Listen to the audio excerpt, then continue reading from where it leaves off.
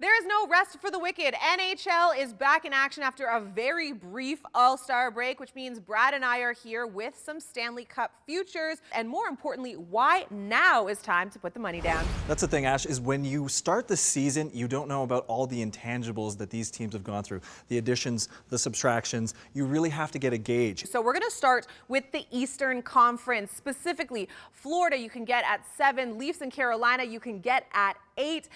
Who do you like? When you look at a Carolina who is built unbelievably, Freddie Anderson has come from Toronto basically after getting booed out, and now he's got a 2.08 goals against average, won a ton of games for them. They've got the backstop they need.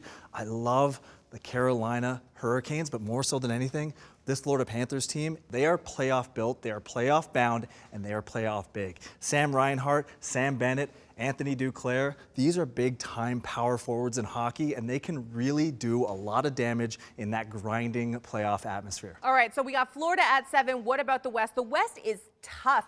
They are gritty, and even if you get out to the Stanley Cup Finals, did you get out unscathed? Yeah. We don't know, right? So we have Colorado at 6, who's easily, arguably, one of the best teams in the league, period. And then you can go for Vegas at 8.5. And they're adding Jack Eichel to this year. This is crazy. Jack coming off that kind of crazy exit from Buffalo, comes in with a big contract, new to the team. What kind of player is he going to be? Is he someone that you can count on, or is he someone that's just going to come in to finish off the season? I think he's going to be a really great addition to the team. I just don't see them beating the Colorado Avalanche this year. What Colorado has done with the resurgence of a guy like Nazem Kadri, who basically got booed out of Toronto, only to put up one of his best statistical years, and the year's not even done, along with Gabriel Landeskog.